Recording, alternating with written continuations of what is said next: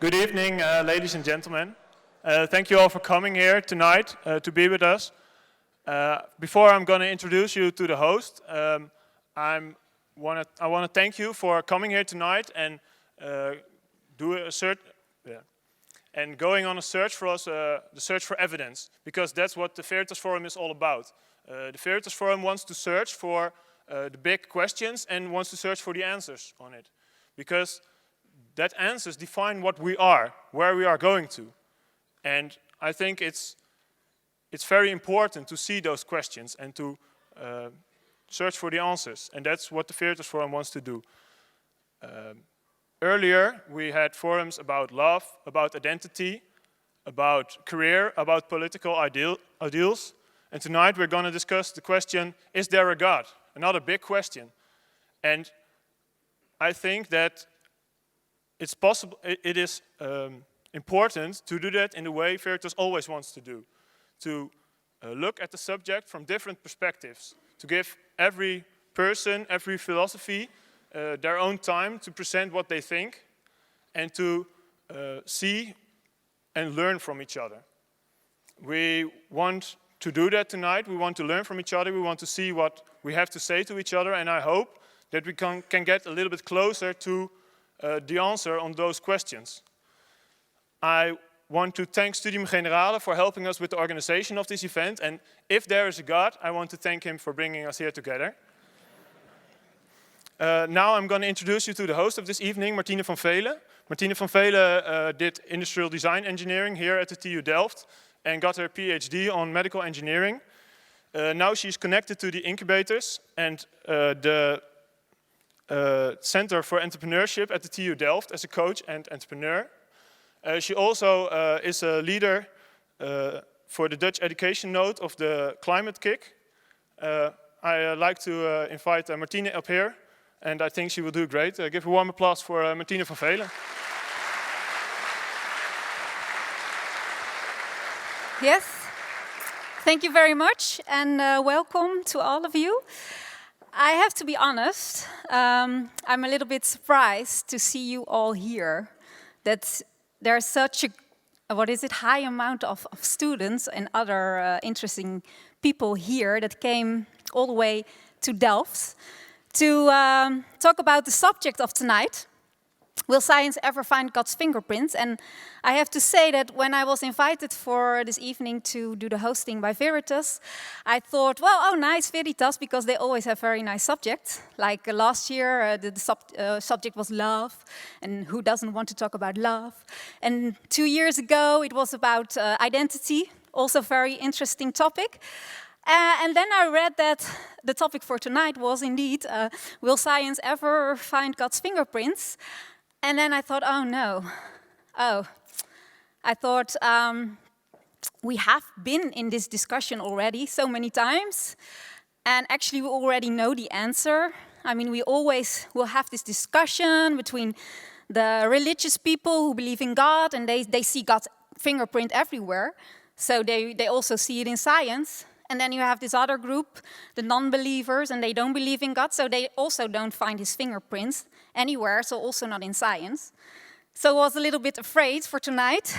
But now I see that it's a very relevant discussion, and I'm going to move forward now to you, because I'm really, honestly, very curious to know why you are here. What kind of answers do you want to answer tonight? So I'll start here. Yes, you are on the front row, so you're bad luck tonight. Can someone of you tell me why you're here? These are the most important questions that you can ask, in my opinion, because it's about science and it's about God. So. Yeah.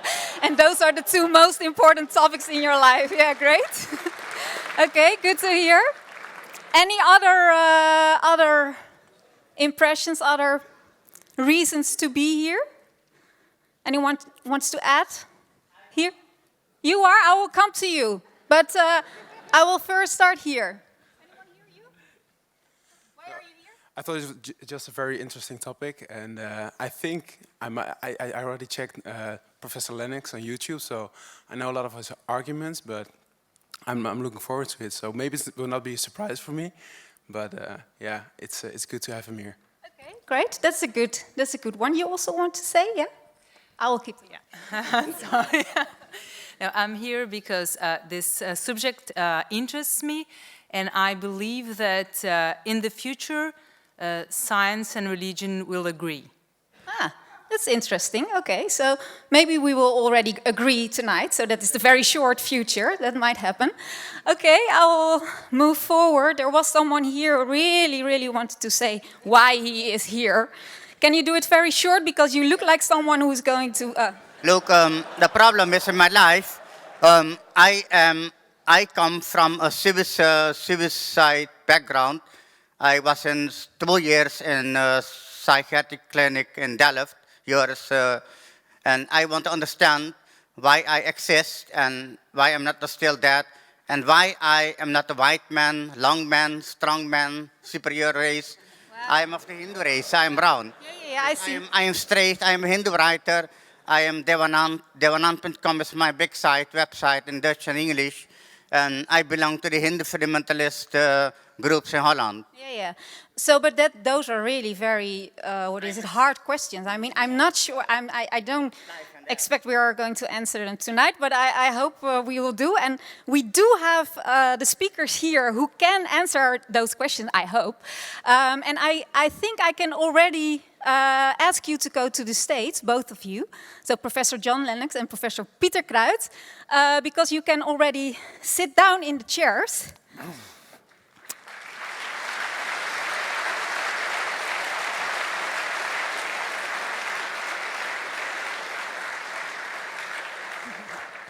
Sit down, please. And before I give you both the floor for your arguments tonight, I am going to ask you the same question. So I will start with Professor John Lennox. He is a professor in mathematics at Oxford University, and he has really a great track record in science. He had many papers, many presentations, publications, and he also used quite a lot of his time, also during his career, to think about the topic of science and religion, so not only on mathematics. So I think for him it's a little bit more obvious why he is here, because it's also part of his job. But maybe you can answer the question. Which question? The question why you are here. Why did you come? We invited you, of course. I know it's not about the money, because I know Veritas and they don't have much money, so it's not about the money. It's something else, and maybe he can tell us. I'm here for one of the reasons that's been expressed by the questioners. These are very important questions. And what I discover as I travel around the world, that audiences like this get bigger and bigger and bigger. So it's obvious that we're touching a nerve. And why I'm here is because I have a delightful co-presenter from this university. And what we're going to do is throw into cyberspace, so to speak, some arguments, and we believe that you can decide between them. So I'm all for rational, public, friendly debate, and I'm delighted to see all of you here. Good. Thank you very much.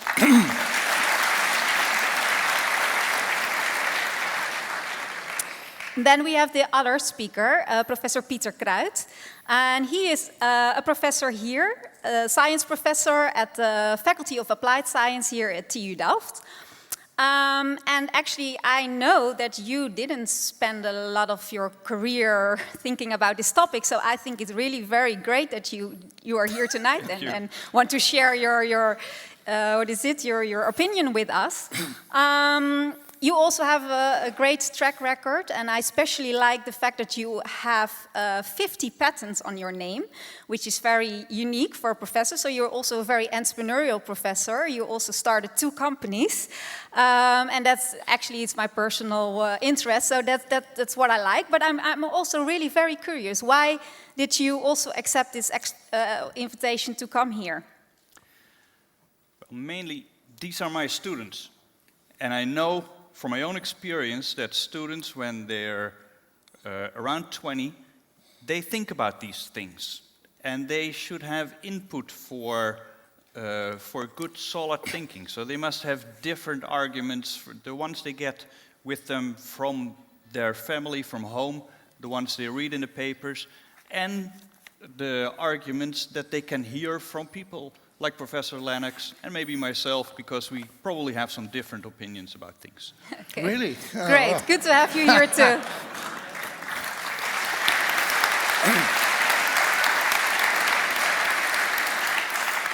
I must say that when I met Professor Kruit tonight, I was subject to a little bit of unchristian envy because I discovered he's got a pilot's license.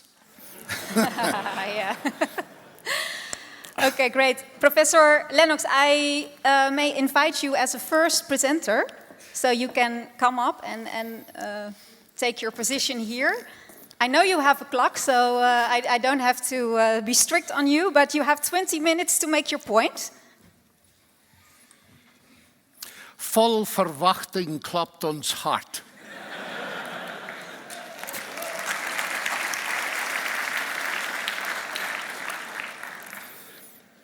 It is an inordinate pleasure for me to be invited to this distinguished university to talk about the question, will science ever find God's fingerprints? There's a bit of irony in that, because actually the motor that drove science in the 16th and 17th century was precisely that, because people like Galileo, Kepler, Newton, and so on believed that God's fingerprints could be found. And the obvious question is this: when Newton was a believer in God and inspired the rise of science in that way, why is it that the person who now holds or recently held Newton's chair, Professor Stephen Hawking, thinks that we have to choose between science and God? And if we're going to talk about this question, there are various misconceptions that need to be cleared up briefly in advance. The first is that there is a conflict between science and belief in God. Physics is an immensely important subject, and last year's Nobel Prize winner for physics was a Scotsman, which delighted that nation no end. Professor Peter Higgs, he's also an atheist. A few years before that, Professor William Phillips won the same prize. He's a Christian. So it ought to be obvious, but it isn't, to people around the world, that the conflict cannot be a simplistic one between science and faith in God, because these two men are Nobel Prize-winning physicists. What divides them is not their science. What divides them is their worldview. One is an atheist and the other a theist. And I want to submit to you tonight that the real conflict lies at the worldview level. There are scientists on each side of it. So that the question we're actually asking is, which way does science point? Does it point towards atheism, or does it point, as I would suggest, towards theism? Now, when we're talking about science and God, we need to be clear what we mean by God. Because I think one of the reasons for the polarization in the contemporary debate is confusion about the idea of God. Stephen Hawking clearly believes that the God I believe in is a God of the gaps, like the ancient Greek god of thunder. Do some atmospheric physics with Professor Kruit, and soon the god of thunder will disappear. The idea is, I can't explain it, therefore God did it. Now, this is important to understand. If you believe in a God of the gaps, then you have to choose between science and God, because that's the way you've defined God. And it's very important to see. I've never met an intelligent Christian, Muslim, or Jew who believed in a God of the gaps. I believe in the God of the Bible, a supernatural God who's the creator of the universe and the upholder of it, the creator of the things we do understand and the creator of the things we don't. A God of the gaps leaves no fingerprints. The God of creation leaves an immense number of fingerprints. So that's the second confusion. The third confusion is the nature of explanation. Science explains, but in what sense? When I learned the law of gravity at school, I thought it told me what gravity was, but it doesn't.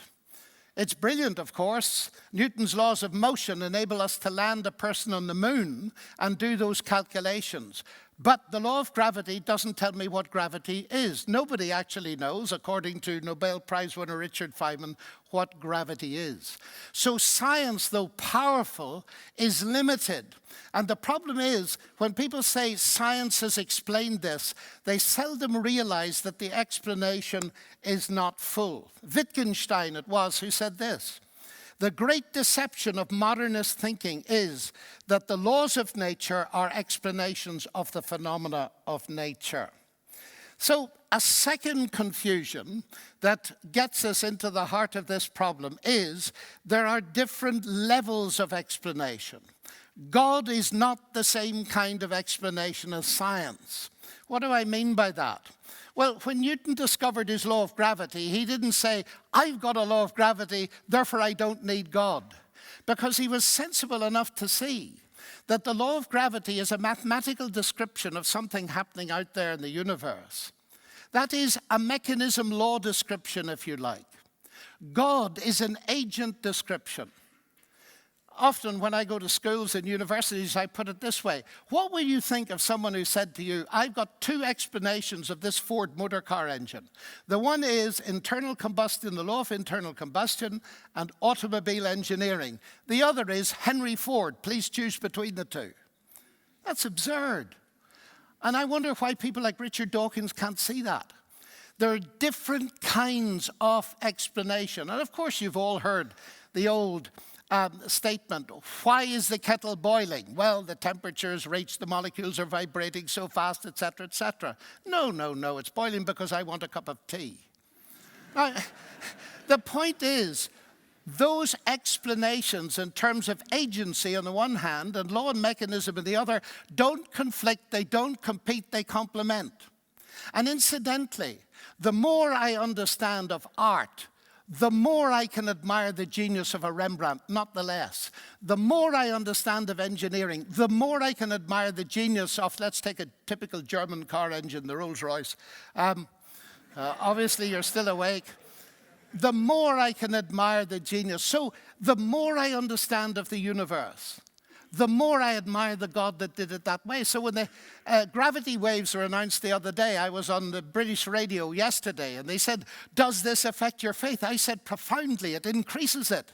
Because I see the discovery in physics of the wonderful, who would have thought that something could happen in 10 to the minus 35 seconds that was significant for the development of our universe. Glorious ideas, magnificent ideas. Far from obscuring God, they get me worshiping him more.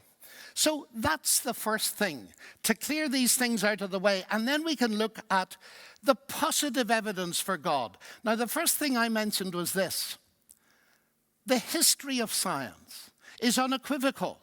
C.S. Lewis summed up what Merton's thesis is, Alfred North Whitehead's thesis, call it what you like. Men became scientific. Why? Because they expected law in nature. Why? Because they believed in the lawgiver. Now, this is highly significant in the history of Western thought. You see, let me put it this way, ladies and gentlemen. Far from being embarrassed at being a scientist and a Christian, I'm not the slightest, because Christianity gave me my subject. And that must be, for me, it is, one of the big pointers towards God, that it was belief in God that, far from hindering science, was the motor that drove its rise. And I find the broad agreement among scholars about this thesis. And it's a very interesting one, because if you reverse it and say, well, everybody believed in God then, well, not everybody. You're very Western orientated if you think of that. In China, they did not develop abstract science, though they developed some technology, printing, fireworks, and so on. And Joseph Needham, who was a neo-Marxist chemist who worked at Cambridge, tried for years to explain why didn't we get science in China in the abstract sense. And he came to the following conclusion. He said, I can only see that the difference is that they lacked the concept of a single creator who created the universe that ran according to laws that we could detect. So you can check it out in that sense in both directions. Now, One of my biggest reasons for not being an atheist, actually, and believing in God is the very fact we can do science. You see, scientists have their foundation faith.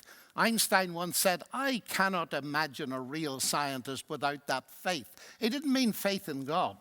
He meant faith in the rational intelligibility of the universe. You have to believe that in order to do physics.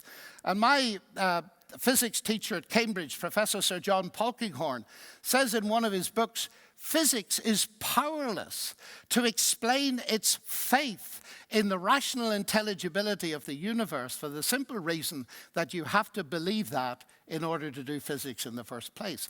Now let's set that question in these two worldviews. Which worldview makes most sense of the fact that we can do science? Is it atheism or is it, in my case, Christianity? Well, let's take the view that's been made popular in the Netherlands recently by a book called You Are Your Brain. That's a very interesting thesis. If it were true, you wouldn't know it, of course, but there you are. Because it brings us back to the rational justification of the intelligibility of the universe on which science is based. Okay, I do science with my mind. Suppose my mind is the brain. Well, what is the brain? Well, it's the end product of a mindless, unguided process, according to naturalism. Well, I suggest to you that if your iPad was the end product of a mindless, unguided process, you wouldn't trust it for a moment. Now, I'm not the first to have thought of that. Darwin thought of it. And Darwin wrote this, "With me the horrid doubt always arises, whether the convictions of man's mind, which has been developed from the mind of lower animals, are of any value or at all trustworthy."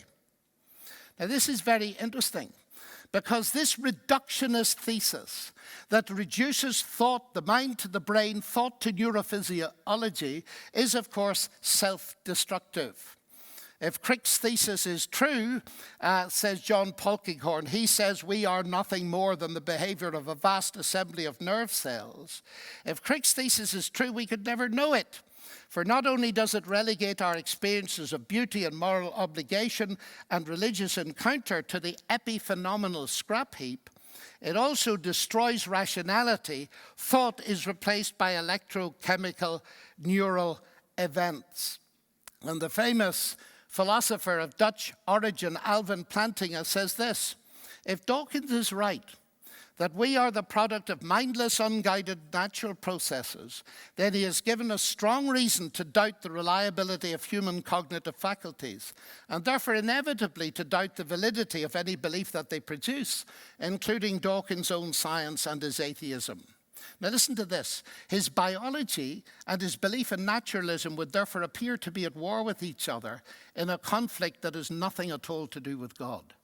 Now the screw in this argument has been ratcheted up massively by Thomas Nagel, who's a brilliant American philosopher. He is an atheist, and he's really stirred up the world of thought by saying, look, reductionist science has been very successful. Why? Because we've left out the mind that's doing the science. And he says, if the mental, and I'm quoting, is not itself merely physical, it cannot be fully explained by physical science. Evolutionary naturalism implies that we shouldn't take any of our convictions seriously, including the scientific worldview on which naturalism itself depends. Now, ladies and gentlemen, I'm passionate about science. I want to be able to take my convictions seriously. I think the only idea that makes sense of that is that there's an intelligent God behind the human mind. In other words, there's a top-down explanation, not simply a bottom-up one. So my main reason for rejecting atheism and believing in God at the scientific level is the fact that I can do science. Now, when we come to other evidences, we could talk about lots of things at great length. There is the origin of the universe. When Arno Penzias discovered the microwave background, he wrote a very interesting thing. He says, and so physics leaves us with a unique situation, a universe created out of nothing, so fine-tuned that one could almost say it had a supernatural plan. Now, getting something out of nothing is a very interesting question. It raises the question of what is ultimate reality. Many of my friends and colleagues believe the universe or the multiverse or mass energy is ultimate reality. But then they discover that the universe is finite backwards in time, according to Alan Guth and Alex Vilenkin, who are two of the world's top cosmologists. So they are pushed back now to the situation where there was nothing to start with. What do you mean by nothing? Well, philosophically, it means there wasn't anything. I'm well aware that Stephen Hawking thinks that nothing's a quantum vacuum, so it isn't nothing. There's much ado about nothing these days, but that's a different matter. And we'll not go into it in detail. All I'm saying is this, that the results of contemporary cosmology present a big problem. In the 1960s, when I was alive in Cambridge as a student, when the first evidence of the hot Big Bang came in, it was resisted massively by the British scientific establishment. The editor of Nature says, we can't go down this route. Why? Because it will give too much leverage to those who believe the Bible. Ironic, isn't it? For centuries, Europe was dominated by Aristotle, a universe without a beginning. Suddenly, the evidence comes. The Bible had been saying it for centuries. That's not a bad score for the Bible, actually. And I have had the cheek to suggest to some of the top physicists in the world that perhaps if we'd taken the worldview represented by the Bible more seriously, we'd have looked for evidence for the hot Big Bang a lot earlier than we did. So it seems to me that this origin of the universe question raises what causes something to come from nothing? What is the answer to Leibniz's question, why is there something rather than nothing? Materialism can give no answer, but of course Christianity can, because it says that the primary thing in the universe is not mass energy anyway, it's God, it's mind. So if you like, the two worldviews we're considering tonight have this property. The first one starts with mass energy or something, and everything else then must be explained bottom up in terms of mass and energy. The other worldview starts like this. In the beginning was the Word, and the Word was God. All things came to be through him. So you either start with mass energy and a mind derivative, or you start with mind and a mass energy derivative. Which makes more sense?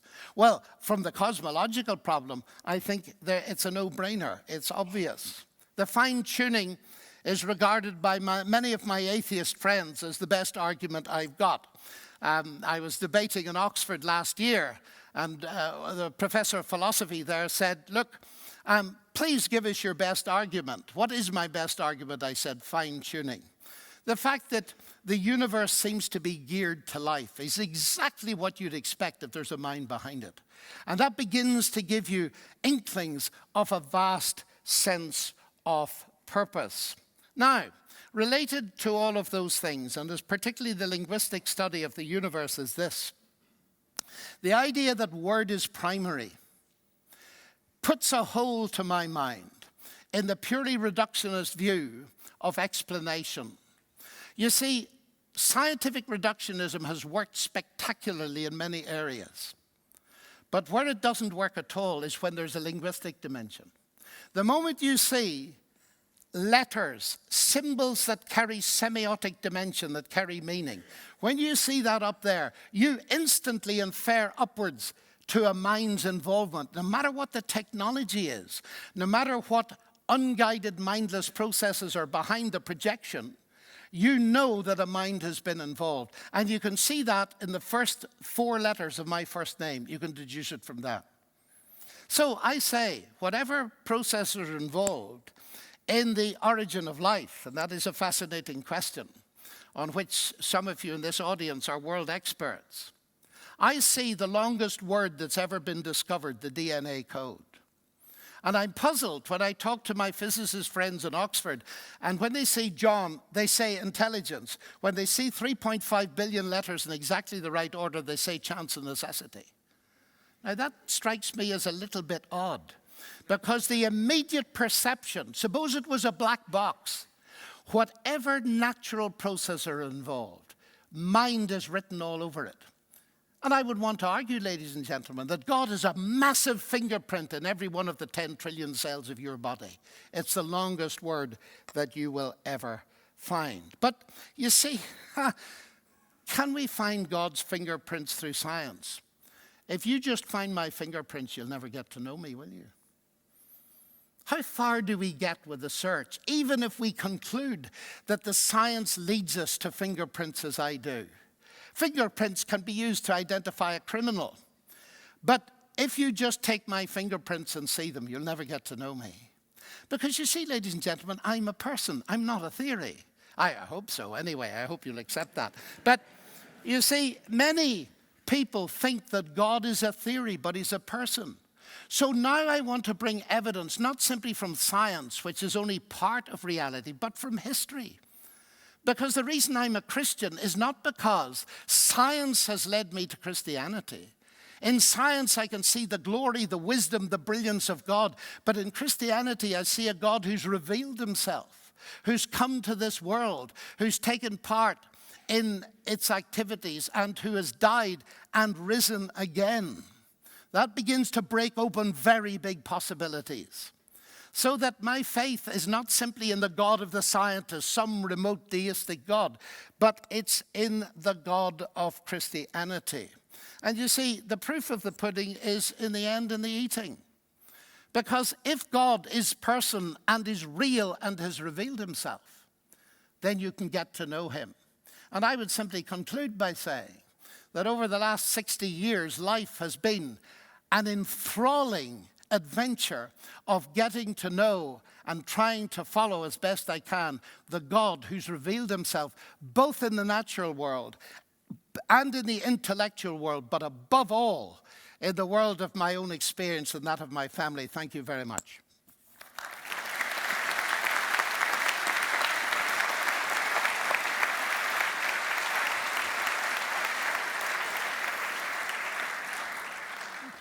I'll stay here.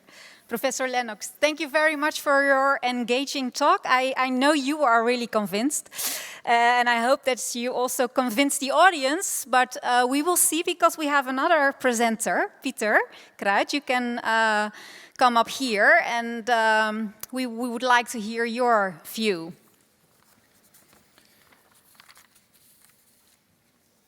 One of the questions that was raised on the Veritas Forum was, can science prove the existence of God?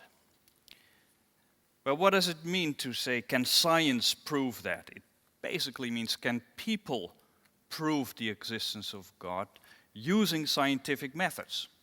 So we need to talk about scientific methods or we cannot talk about this question. Just like Dr. Lennox said, we need to talk about what do we mean with God. So, scientific method. What is the scientific method for proving that something exists? For instance, how do we prove that this structure here exists? I look at it and I see it, I feel it. I ask you to look at it, you see it, you can feel it. I must make sure it's not a hallucination, an illusion, a dream. So I go away, I come back, it's still there, and finally when we all have seen it and touched it, then we say, okay, it's very likely that this exists.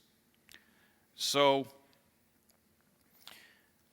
well, can we prove the existence of God in such a way? I don't think so, because then we would all agree. So it's different. It must be a different kind of proof than that. So that was the first question. I thought I'm done with that. Now, is science able to convincingly argue that God does not exist? Was the second question that was raised.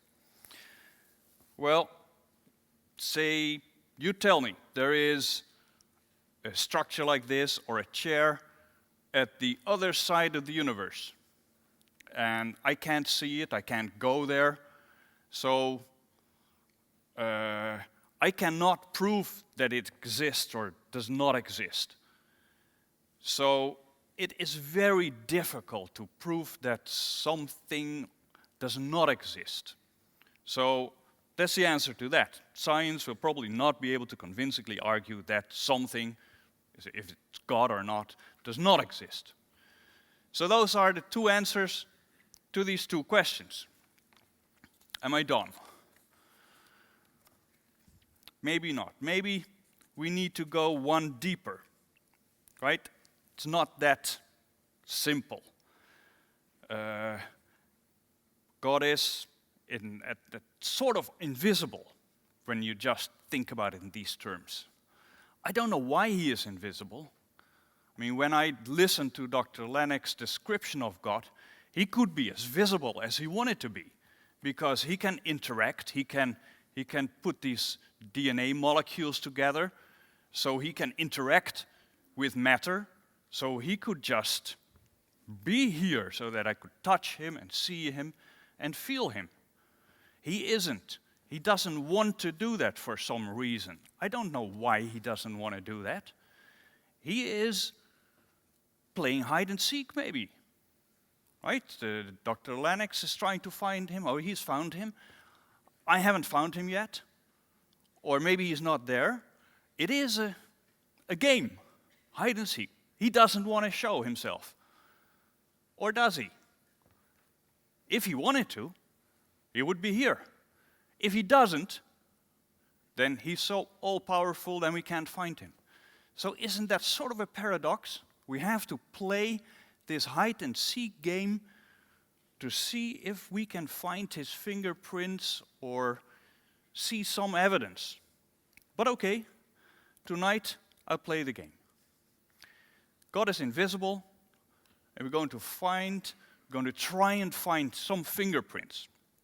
So now, let me see if I have a comparison. Something else that's very difficult to see or feel. It's invisible at first. For instance, gravity. Right? We know here, there's gravity here. How am I going to prove as a scientist that there is gravity?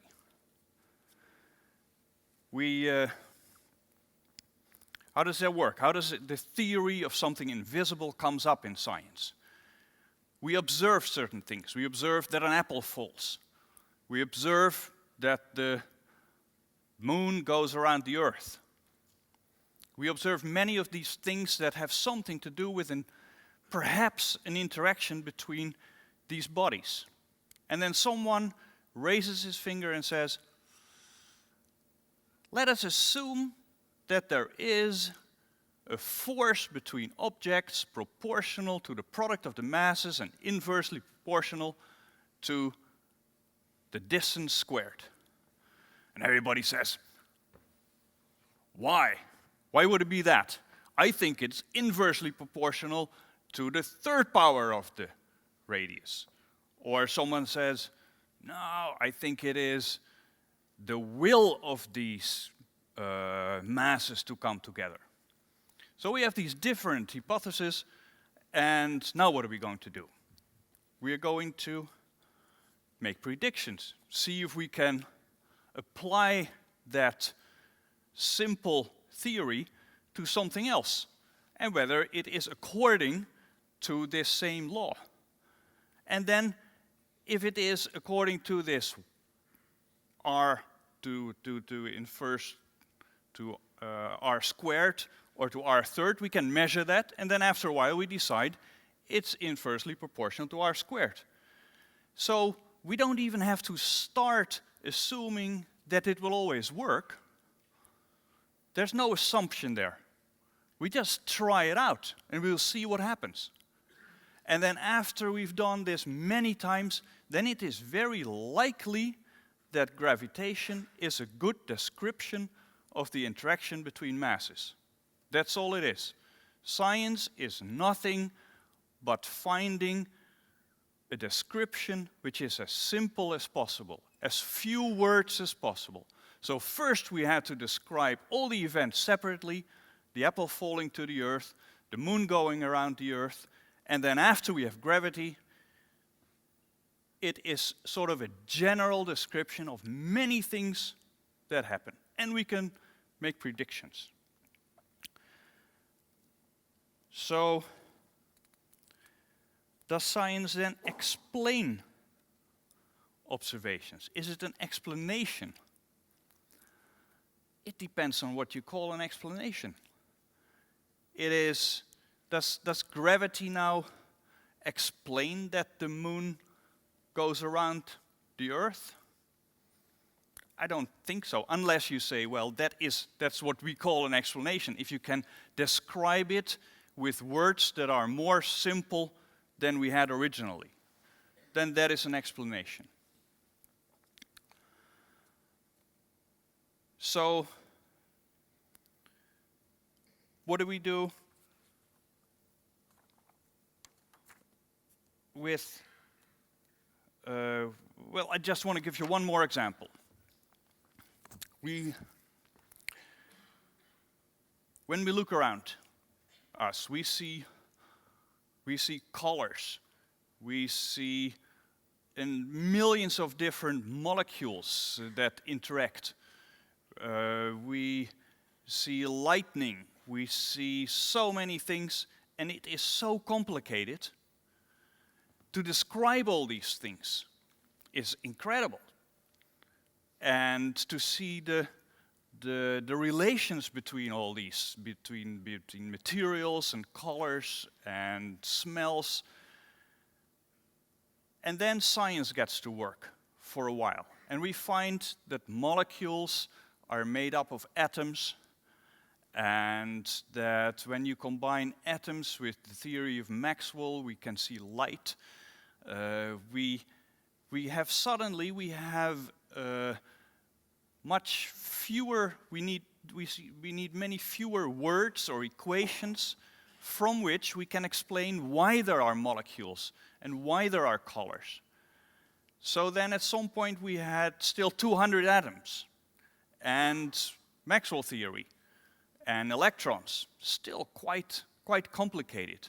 And then we go a step further and we find atoms are made up of neutrons, protons, and electrons. Suddenly we only need 3 particles and the interaction, only one equation for the interaction between those, the electroweak force. And now, from these few elements, we can build atoms. We can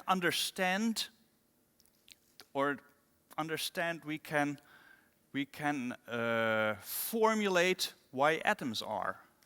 So there is a kind of a why. There's that explanation again. We have a simple description for many things that we see around us.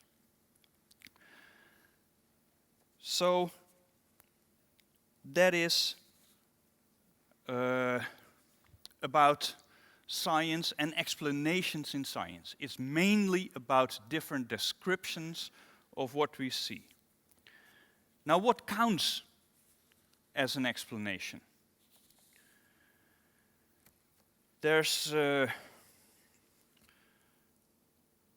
used to be an explanation for the moon going around the Earth. That was God. God held the Earth and the moon in his hand, and he was able to make the perfect circle of the moon going around the Earth. That was the explanation. Does that count as a scientific explanation? It's not a simplification, right? It is, if you want to describe God, it's not one equation. I think you agree on that. God is more complicated than one equation. In fact, you cannot describe him in words. He is infinitely complicated. So, a God as an explanation is certainly not possible in science, because that's where we go to more and more simple explanations. Also, you can't predict anything with that, because if God would want to, then he could make a totally different shape of the moon going around the Earth. So something like saying God explains it is indeed, I agree with Dr. Lennox there, a totally different explanation than a scientific explanation, which is merely a description. So we've seen that there are a few rules for scientific proof, and that in fact it all comes down to when you go deeper into explaining things, you need to go to fewer words, to simpler concepts in order to describe complicated things. And the description gives you the possibility to predict future events, to also explain other events than from which you have deduced your original scientific statement. Also, you're never quite sure that the description is the ultimate description. Right? That's very essential for science, for a scientific law or explanation.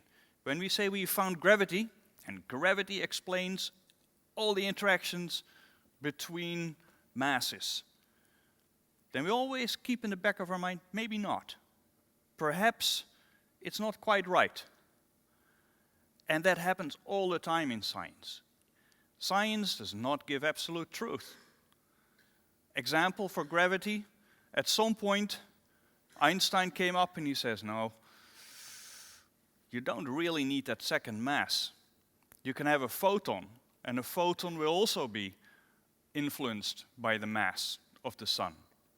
So he gave up Newton's law. He said, it's a little deeper.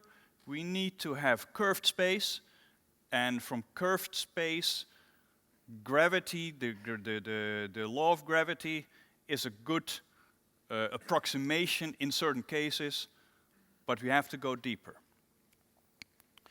So, that is science. And now we have to get back to now that we know how science works, can we find evidence for the existence of the God that Dr. Lennox described in these terms? I think essentially he gave two ways where science would point towards the existence of God. The first had a few examples. The first example was human beings have reason and ethics, and you can't have that from a mindless evolution. So he has an observation, right? He makes an observation. He sees human beings with the possibility to reason, to think, and he says, now I'm going to explain this. There must be a God. But that doesn't somehow, that's not something in science. In science you wouldn't do that. You would try to find laws which are simpler than the description of all these minds, from which you can derive, conclude through logical arguments that brains have reason. Because if you introduce something as complicated as God, then it's not what you do in science. You don't make it more complicated when you try to explain something. So what does he do when he says there must be a God that created reason? In fact, he says there's a gap there.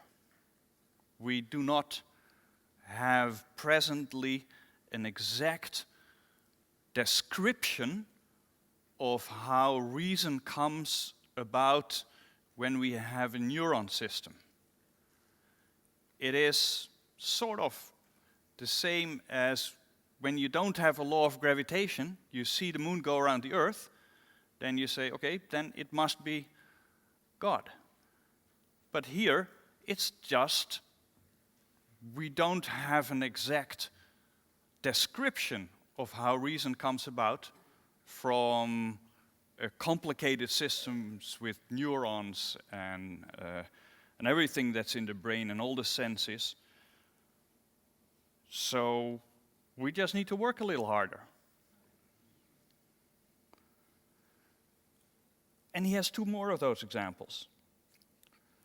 The relation between the physical constants in the universe. We do not understand exactly why the electron has the mass and the charge that it has. No, I don't understand that either. I don't know why. I cannot describe that in a more fundamental law. But that's not the first time in history.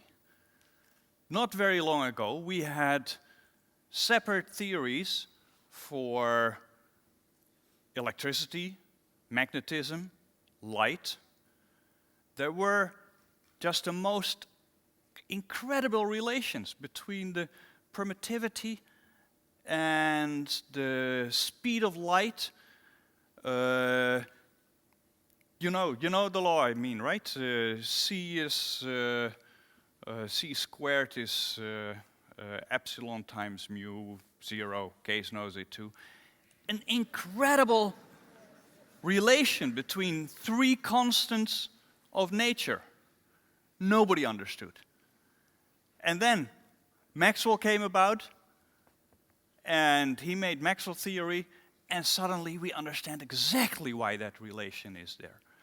Well, something like that may happen with the constants in the universe. We don't know. We don't have it yet. It might come there. If you then say, no, we'll never find that, God made that relationship, then that is filling in the gap in our knowledge by the assumption that there is a God. And the third example, basically exactly the same. There's life on Earth. There are DNA molecules, very complicated. Again, comes in. We don't understand this by how this can come about. There might be all kind of intermediate steps. We don't know. The first thing we do is bring in the God of the gaps. So all these three arguments are essentially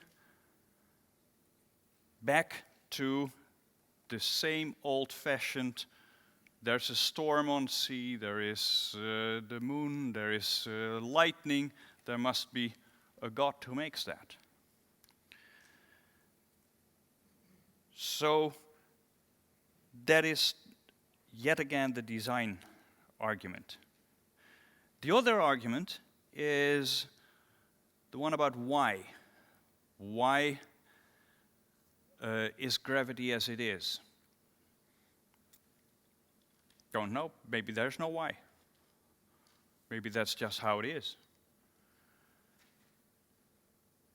And then the cosmological argument. If we have a Big Bang, it must come from somewhere. So that is the end of all the descriptions, right? Just imagine that at some point science is complete. We have the description from where we can show how ratio is in a human brain. We have the description of how DNA can arise when there are sufficient molecules around. We have the one theory that tells us why all the constants in the universe are as they are. Then we still have that question of where does the universe come from? And that's a very difficult question because it will always be there. Science will end somewhere. There is a beginning of that description. And I think it's allowed to say there is a supernatural being that made it. But you can't know anything about this being or whatever it is. There's nothing to know because it's at the other end of the Big Bang. No information comes through there. And it certainly is a totally different concept, totally different from the God that Dr. Lennox described, to which he can talk, that he can get to know. That's just a different concept. It's in a different dimension, I should almost say. And still, even then, there are alternatives, right? We can say, okay, the universe had to be created, but that already assumes that there is something before the Big Bang. And there are many alternative theories around. Just one. Time started with the Big Bang. So there is no before. So then we have two hypotheses. One is God created it. And the other is there was no time before the start of the Big Bang. How are you going to find out which of the two there is? I don't think science can do anything there. So, where do we end with this? The relation or the possibility to say with science, with the descriptive science as I know it, to say something about a God or not is just not in it. You cannot use scientific arguments to say that there is a God. So if you want there to be a God, you'll just have to believe it. Do not try to look for evidence, because that is just not possible in the way we do science. And then there is the question, will there ever be, I think it was on the screen here, yes, will science ever find God's fingerprints? I think it is getting more and more unlikely. Certainly when we need to rely on the God of the gaps, but I've told you that already, there are fewer and fewer gaps. So if we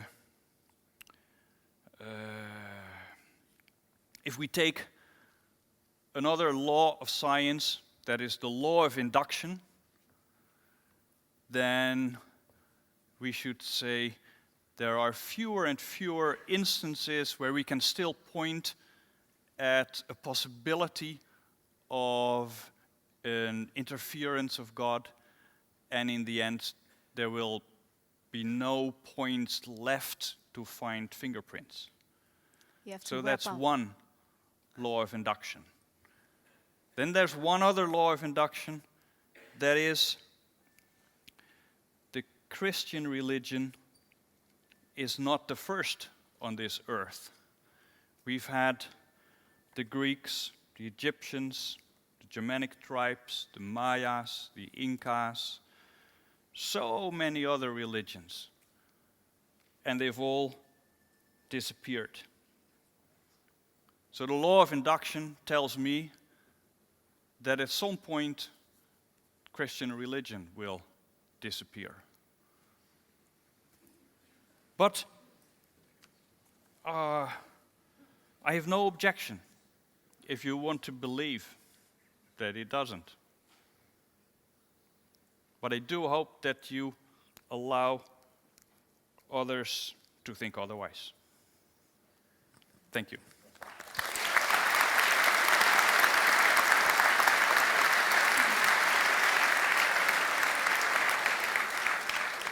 Yeah, thank you also very much, Professor Kruit.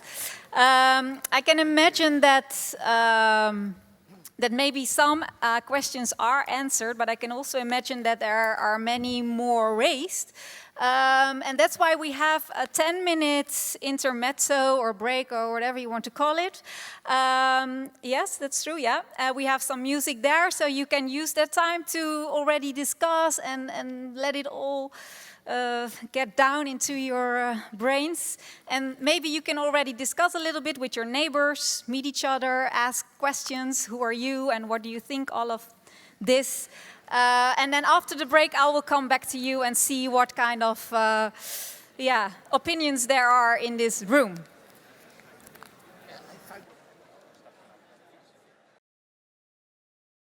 So is there someone here who wants to just tell a little bit about what kind of discussions you were doing? Here, someone? You there? Yeah, it's maybe interesting that Lennox said that he didn't say that there is a god of the gaps, and that the other opponent said, well, there is a god of the gaps, and the gaps, there will be less gaps, so God will probably, in the future will be, proven that he's not there. Yeah. Yeah, I noticed that too, that actually Lennox was really saying, no, I don't believe in God with the gaps. And then Pieter Kruit said, yes, you do believe in the God of the gaps. So we will continue with that later on. I think that's indeed an interesting question. So anyone here who would like to tell a little bit about the discussions you had? A little bit upstairs, maybe? Someone here in this part?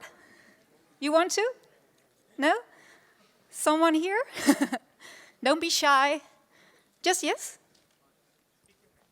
Well, it's not just about the discussions today, but even generally I believe that the whole understanding of science is strongly based on a space-time correlation. How exactly does one define God that supposedly exits outside of the space-time framework? Yeah, that was already something that came up, so we could might also add a little bit on that later. Yes, someone there? Can you? Yeah,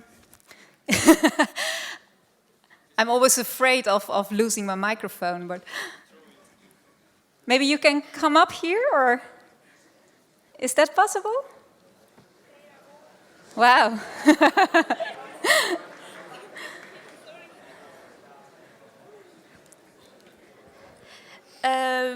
We discussed, actually the question itself will be wrong. Will science ever find God's fingerprints? Because Christianity might help you to find God's fingerprints in science, but science itself doesn't necessarily help you to find God's fingerprints in science. So actually I have a question to Professor Lennox. Because you proposed rational intelligent God. So without rational, the ultimate creator of the universe, it couldn't be explained how the universe works and also how human beings exist now. But then how could you explain all those seemingly strange or irrational stories of the Old Testament or even of the New Testament? Mm-hmm. So, okay, yeah. So the question is, how can a rational God do so many irrational things? I would like to save those questions and those options after the next item on our program. So you have to wait a little for the answers if you don't mind. Because I want to introduce Dab Hartman. He is associate professor at the faculty of TPM, also here at Delft University. He's also well known on his sharp columns in the Delta magazine, and he's really a strong atheist, and he talks about that. So, Dop, will invite you to the stage. And I also just learned from Professor Lennox that he is going to read aloud a written column, because you cannot speak a column. Am I right now? He's going to read aloud a written column. He still doesn't agree, but he will do his job, so you can listen to him. Whatever you call it, it's written down and I'm going to read it.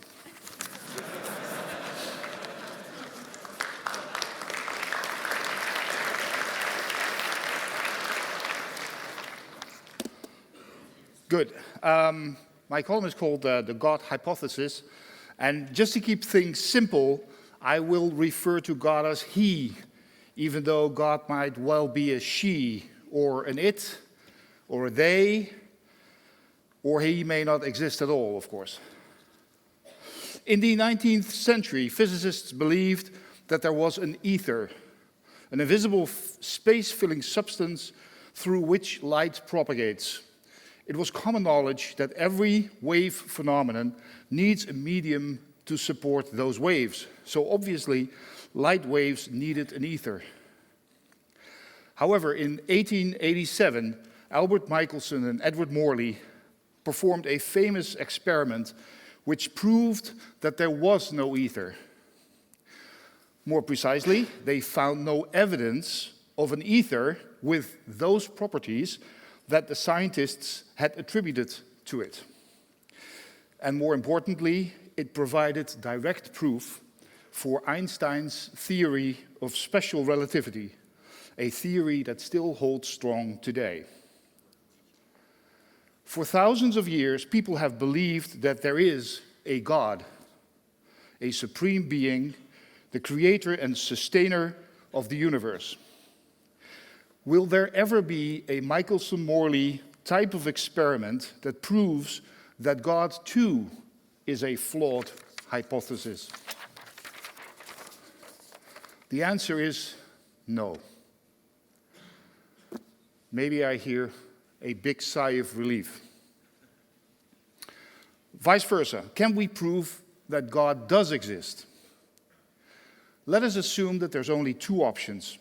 Either God exists or He does not exist. If God does not exist, then there's obviously nothing to prove. If God does exist, then the next question is, does He want us to find irrefutable proof of His existence? Now, if God does not want us to find such proof, then there's nothing we can do about it. Assuming that God is all-powerful and that He created the entire universe, including the gravitational ripples in the 3 Kelvin background radiation and all the giraffes and all the platypuses, preventing us from finding scientific proof for his existence should be a piece of cake. That leaves just one option. God does allow us to find proof that He exists. But in that case, He made it very difficult. Because after thousands of years, we still have found no such proof. We found planets around other stars. We found the Higgs boson, but we have not found God. It is very simple for God to prove that He exists. If, on a sunny afternoon, God shapes the clouds in the sky to read the message, tomorrow at noon, Greenwich Mean Time, I, God, will turn the Eiffel Tower upside down. And the next day that actually happens, I am converted. According to the Old Testament, God has awesome power, so it should be child's play to perform this small miracle and make me and everyone else on the planet believe in God. So clearly, God does not want to convert all the unbelievers in this simple and effective way. Why not? Apparently, God wants you to believe in him without scientific proof. This is called faith, and it deliberately leaves you in a perpetual state of uncertainty. You will despair, doubt, and maybe even hate God when a devastating earthquake destroys your hometown, killing 10,000 people. But you will praise and love him again when 10 days later, an old woman is found alive underneath the rubble. Here's the thing. God only exists because people want him to exist. And as long as that makes people happy and they do not harass non-believers, there's nothing wrong with that. There's nothing wrong with having an imaginary friend. God exists in the same way Santa Claus exists. We wanted Santa Claus to exist because he brings joy and happiness and, let's not forget, presents. So we made him up. Throughout history, people all over the world wanted to believe that God existed, and so they made him up. Because it's a comforting thought that all things happen for a reason, and there is someone out there who loves you and takes care of you. In conclusion, it is impossible to prove that God does not exist, just like it's impossible to prove that there are no green pigs, fairies, or smurfs. People who believe in God should be grateful for that. Think about it this way. If you honestly believe that there is a God, and tomorrow some brilliant scientist proves beyond a shadow of a doubt that God does not exist, would you stop believing in God just because he is not real?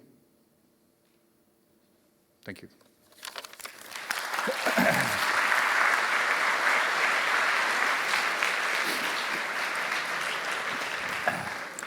Thank you very much, Dab. Interesting, because you raised the same point as Pieter Kruit did about, okay, if God exists, why is he playing hide and seek? So why isn't he just revealing himself to us? And why do you really have to be a very good scientist to see some fingerprints? So, Professor Lennox, may I ask you to answer that question, if you Of course you can. may. I'm not convinced about comparing God with Santa Claus, ladies and gentlemen, because have you ever met an adult that came to believe in Santa Claus? You?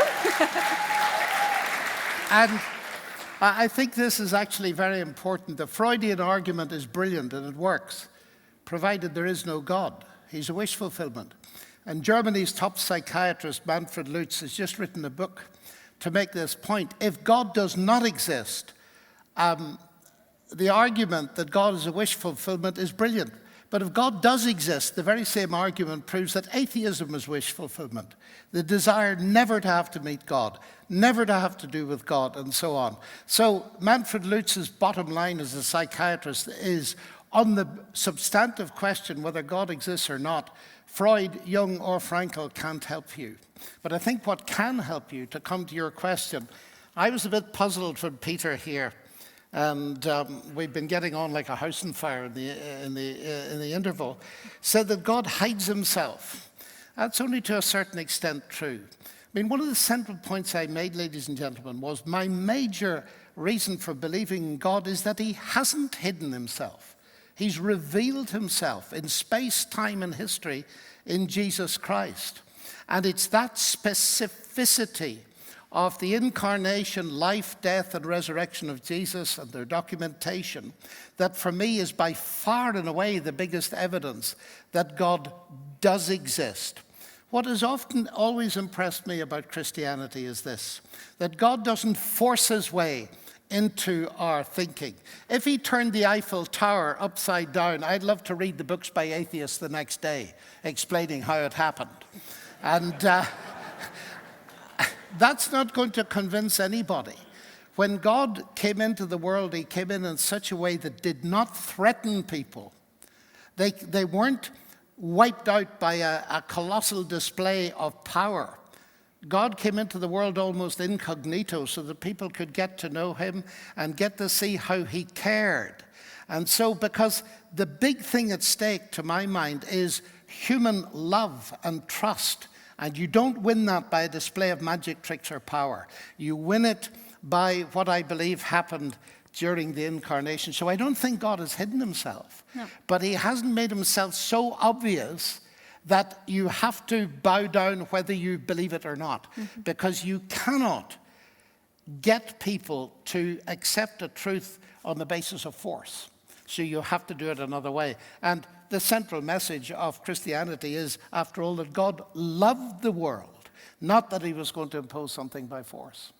So that's my initial response to your question. Thank you. So, Pieter, then you hear John Lennox talking about Christ, about Jesus, saying, okay, God did reveal himself, and he did it in the person of Jesus Christ. So, Yeah, I didn't want to touch on that subject because I love that story. It's really one of the great legends of the human race. In 2 weeks from now, I'm going to sing it out loud because it is just the history of this culture. It is fantastic. But we were going to talk about science today and not about legends. And I don't know how I should make a distinction between the legend of Jesus Christ and the legend of the native Indians and the legend of Buddha and all these fantastic stories of the human race. So what can I do to distinguish between all these things that come to me? And they are equivalent for me, all of them.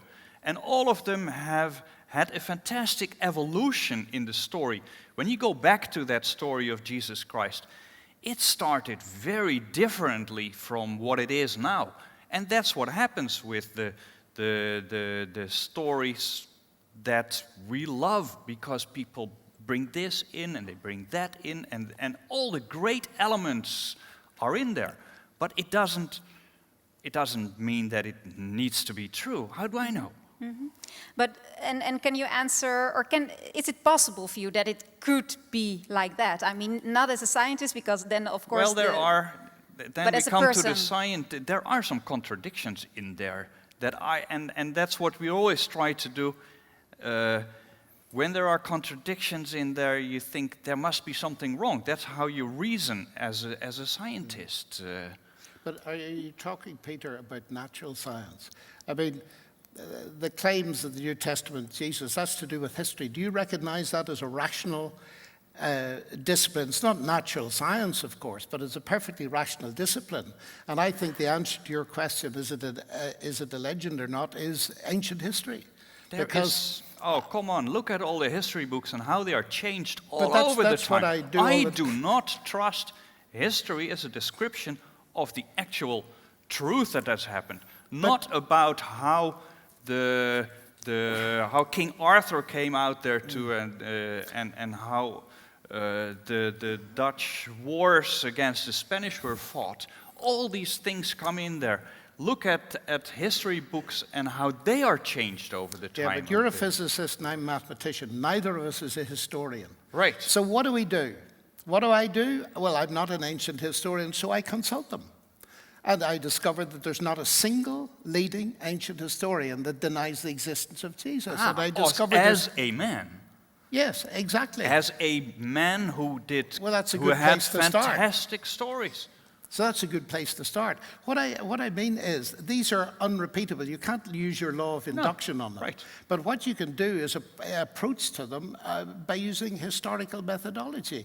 And then, of course, you can test it in experience, as I hinted at the end of my talk. So I think there's a way of getting at them. I'm not so despairing of the historians as you are, Peter. I am a little bit. And then what you usually do about the story of Christ is you say, there are witnesses. Yes. Well, we know witnesses, right? And then I say, okay, how many witnesses were there? We have 12 who wrote it down. They say about some others. But who were closest to all that happened there? The whole Jewish population. What do the Jews think about Christ? They were there, all of them. Is that a question? That's a question. And Well, I'm sorry to interrupt So- you because there were some other items, and I think The God of the Veritas Forums. Yeah, I think this will be the subject for the next forum about the scientific existence of Christ, of Jesus. So because there were some other items, and indeed one was the God of the gap. So Pieter, you really, first Professor Lennox said, no, I don't believe in God of the gaps, and then you accused, well, that's maybe not the right word, but you said, no, you do believe in God of the gaps. So why did you say that? Because the three examples, well, let's take the example of the human race, the human, how do you call it, not ratio, but the possibility to reason. rationality. Rationality. Yeah. Human rationality cannot be explained by the structure of his brain, is basically what you say. And I say that's a gap in our scientific knowledge, whether it can or cannot. Okay. Well, let me respond to that. It was inevitable that this would happen, of course, because you deal with one aspect of the God of the gaps in your opening presentation. That is the idea that God's shoving the moon around, and you do science and explains it. But if you believe in a God who created the whole show, that's not disturbed by that kind of removal of a God of the gaps. So science gets rid of a whole lot of the gods of the gaps. But it seems to me that it relates to what you were saying about explanation going from the simple to the complex. That's an ideal, but it doesn't always work.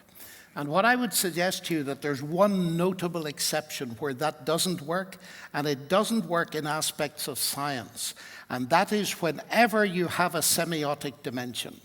Now, I tried to make the point, but I didn't explain it well enough clearly, because if you look at the board, you see language and meaning. Now, you would not ascribe what you see up there to an author of the gaps. Coping with the meaning and the rationality of those words is not within the explanatory power of physics and chemistry. So it's a good, I distinguish, and I've written about this, between good gaps and bad gaps. The bad gaps are closed by science. The good gaps are revealed by science. And for instance, suppose I go into a cave in China, and I'm with an archaeologist, and on that cave I see two vertical strokes. They're very simple. One goes down to the left, the other comes from the middle down to the right. Two scratches. And I look at those and I ignore them completely. And she looks at it and says, human intelligence. And I said, don't be so crazy. Your explanation is infinitely more complicated than the thing you're explaining. She says, don't be silly. This is the Chinese character run, which means a human being. And the only explanation of those scratches, however simple, is an intelligence because they've got a semiotic dimension. And it's that what I mean. In other words, you would never say to that archaeologist, you're postulating a human of the gaps or an intelligence of the gaps. It's the nature of the gap that leads you to the intelligence. That's a very different thing from the God of the gaps. And we instantly perceive, if we see the letters of our name inscribed on a beach or in the sand, whatever automatic processes regarded as a black box, it is reasonable, it seems to me, to argue that there's been an intelligent input. And for that reason, whatever natural processes are involved in the production of DNA, it seems to me to be highly reasonable to infer an intelligent input as well, as a scientific attitude to it, not as a science stopper. Because when the archaeologist recognizes that this has been written by a human intelligence, that's the start of science at a different level. She'll then say, what kind of intelligence was it? What kind of culture and so on? It doesn't stop science. That's what I mean by that kind of inference. Does that make more sense? Or is it worse still? It only says that, you're only telling me that there are gaps so big they can't be filled by science. No, do you? But it's still a gap. Yeah, it is a gap. But do you believe that physics and chemistry has got the explanatory power to cope with semiotics?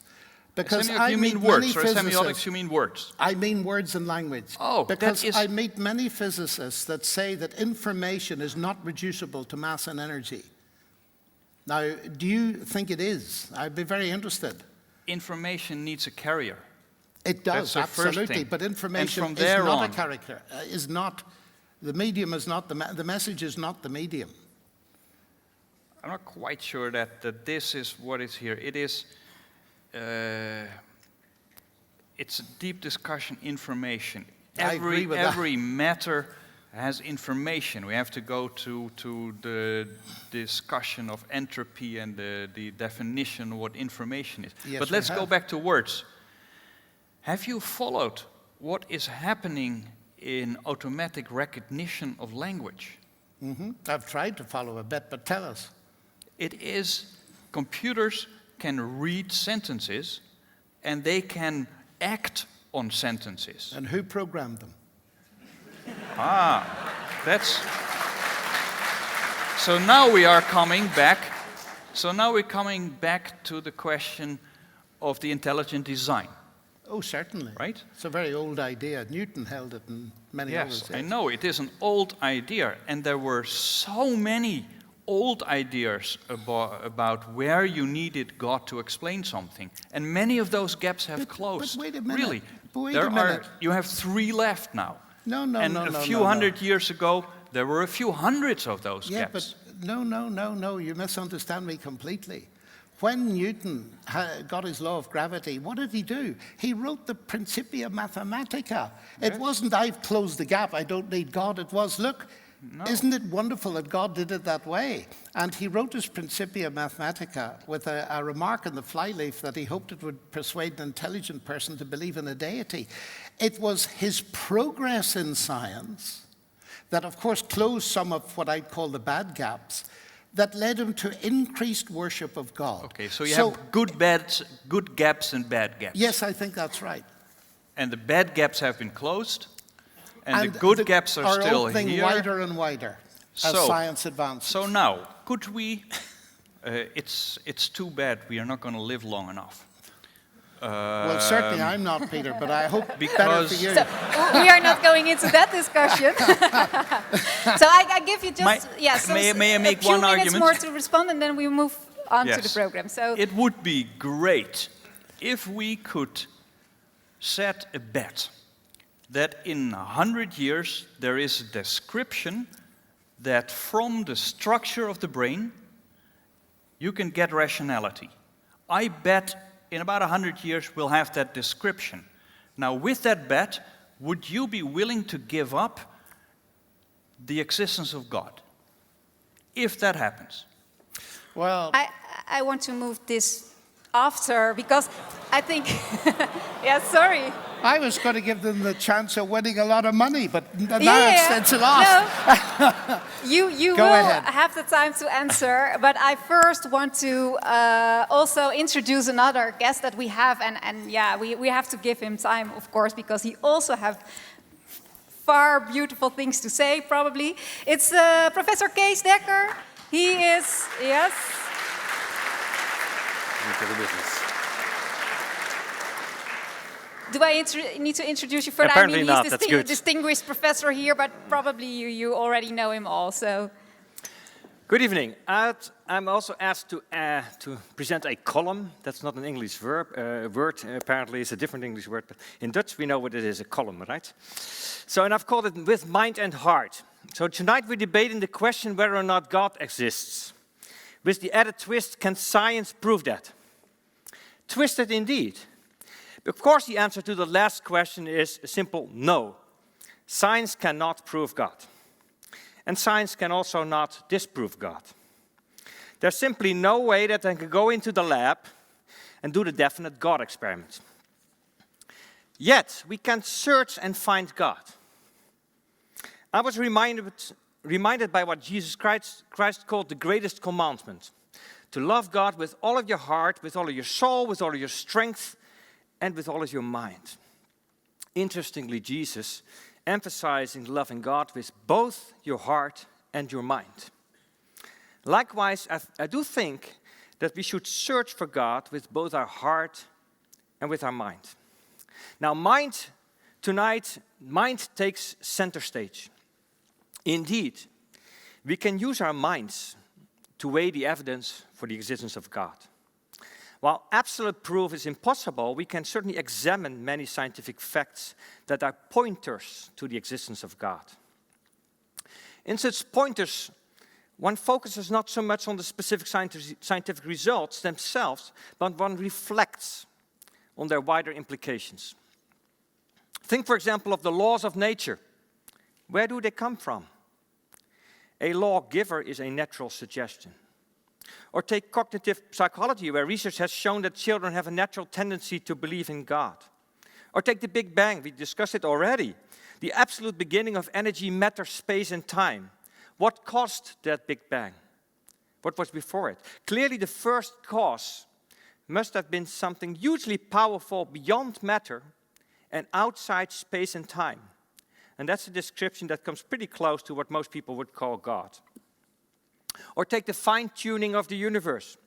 I've been impressed by the fact that our cosmos has been found to have exactly those properties that allow for life.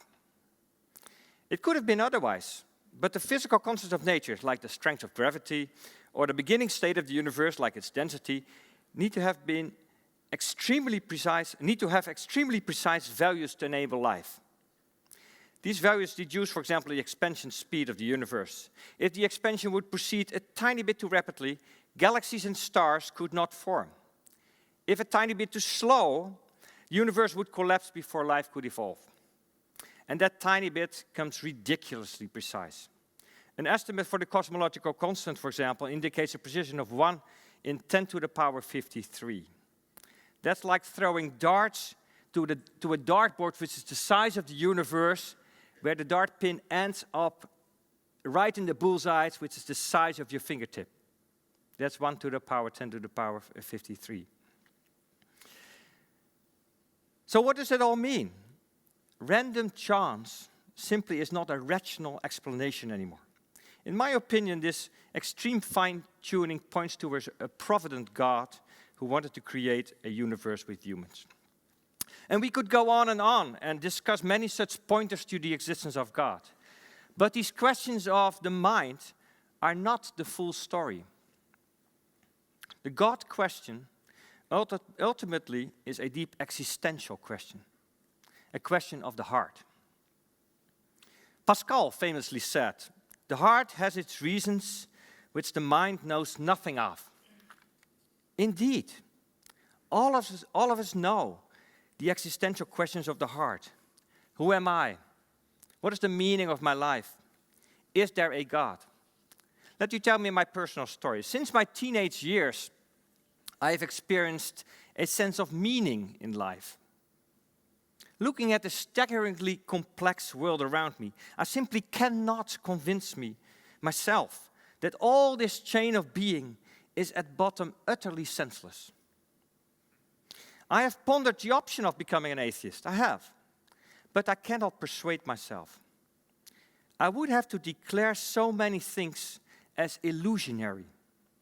My inner sense of purpose, my experiences of God, dignity of man, altruistic goodwill towards others, even my own free will. According to atheism, these are illusions that my brain tricks me with. Ultimately, all merely spontaneous eruptions of a random chain of atomic collisions. I find this bleak picture of atheism entirely unconvincing. By contrast, I find faith in God so much more credible. The Christian worldview provides a coherent and robust intellectual understanding of reality, where all those so-called illusions naturally fall into place. Purpose, man's dignity, free will, and so on. It suddenly all makes sense. So the essential questions of the heart point me to God in a way that far surpasses the pointers of the mind. So let's search for God with all of our mind as we do tonight, but surely also with all of our heart. Thank you very much.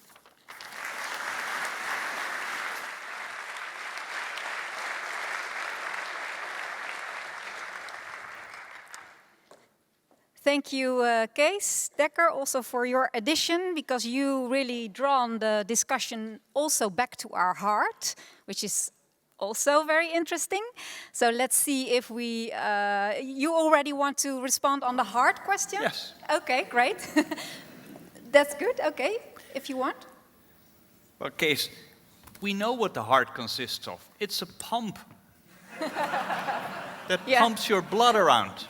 Have you heard of the idea of metaphor? Yes. So then, that is a metaphor, but a metaphor for what? It's a metaphor for a certain function of your mind. Can I respond? Yeah, okay, now we're getting.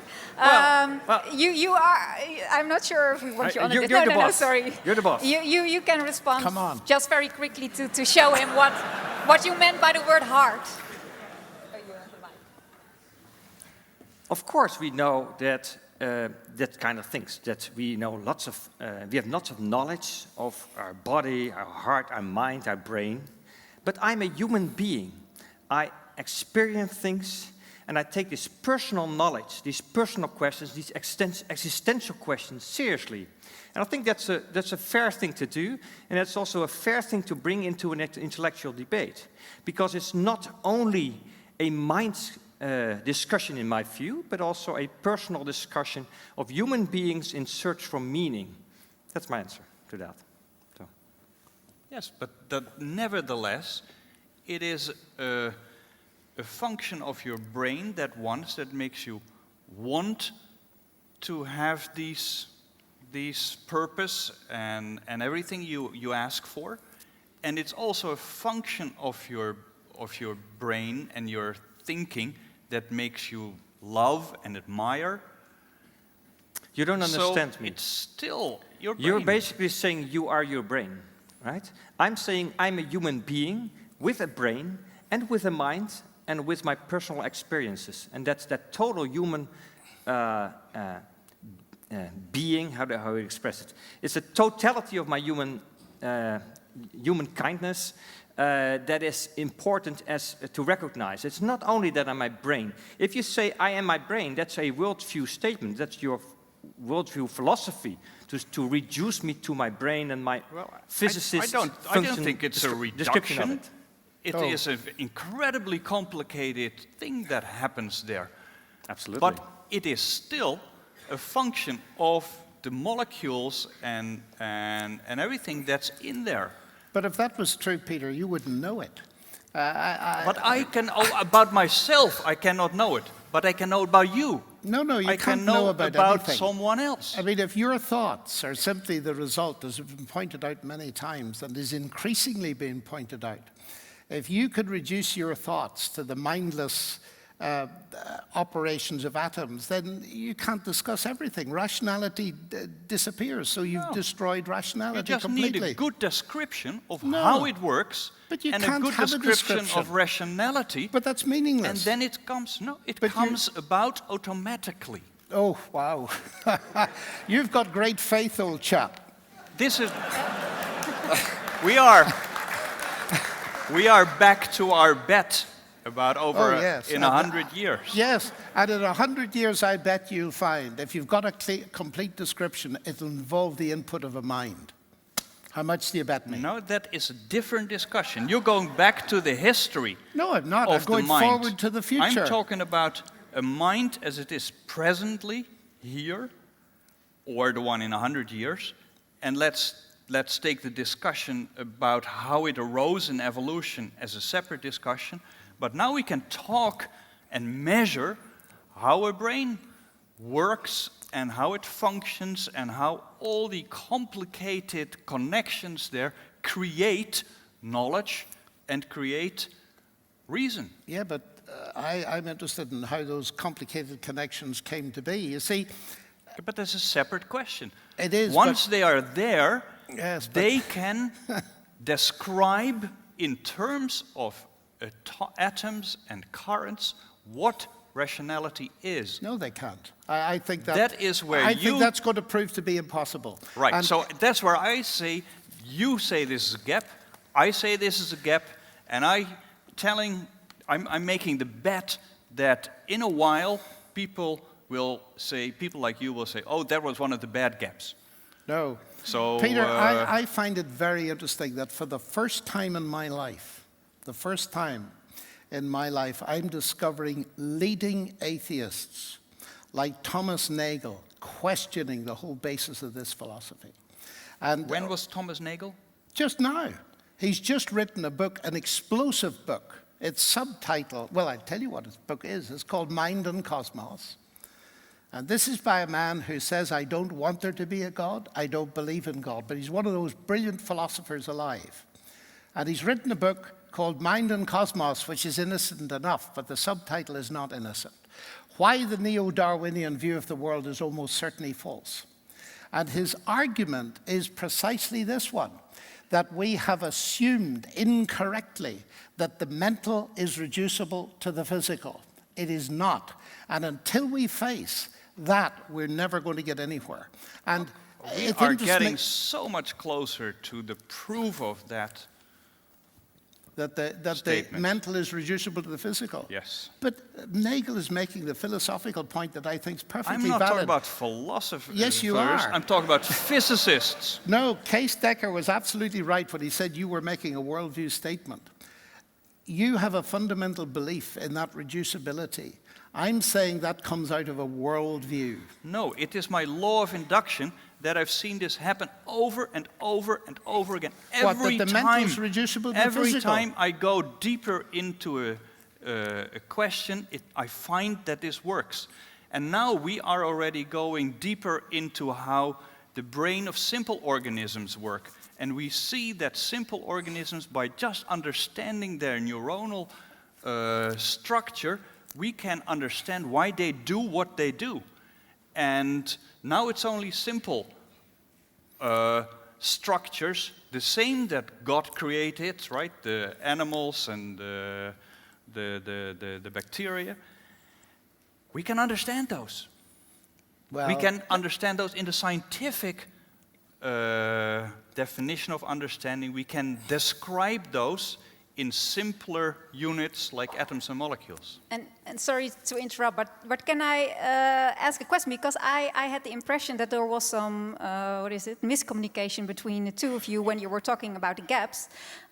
So I think maybe Professor Lennox also said, like, in this complexity, you said, okay, it's simple because we already know it now, or complex things we will know in the future. But it still makes it complex because you see how difficult it is. And I think Professor Lennox said that was like a language, like a written poem where you can identify a writer behind or an author. Well, that's exactly right. Yeah, so my question, and I thought there was some misunderstanding about it, but do you understand that concept, or do you have anything with that? I am afraid that, how do I say this politely? Oh, please go ahead. I'm afraid that you are a little bit behind on artificial intelligence and what's happening there in what computers already can do with language and reacting, analyzing language, reacting to it. And the computer is so much more simple than our brain that it is not difficult for me to assume that a brain can do more than the present-day computer, and that one can already do so much with words, with language, with understanding. But I haven't the slightest problem in that. I think you are a little bit behind with real intelligence rather than artificial intelligence.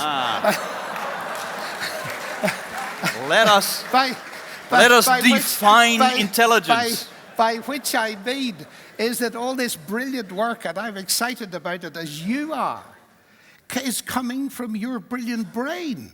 It's intelligently designed, sir. And now you go back to the history. I think we really should take that separately. Once we have this brain, Once we have this brain. Yes. What a wonder that is. That's true. That is true. It's fantastic how that came to be. If you look at those... In the literal sense of the word, your account of it is fantasy. Exactly. It's fantastic. That's fantastic to see how that was created from right? Created from, thank you very much.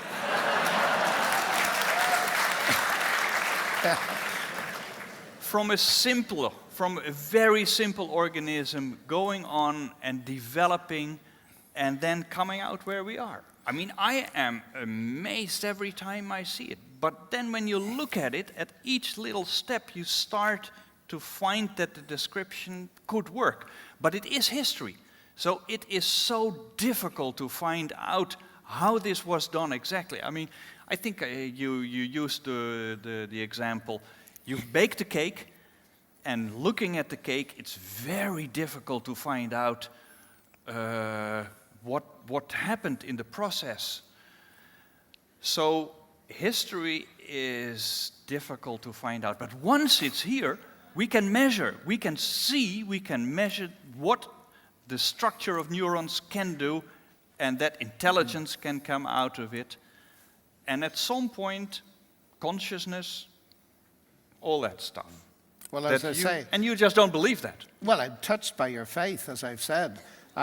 No, but my faith is the law of induction. I see it coming closer and closer and closer and making a step and another step and another step. Well, you heard about the inductivist turkey, didn't you?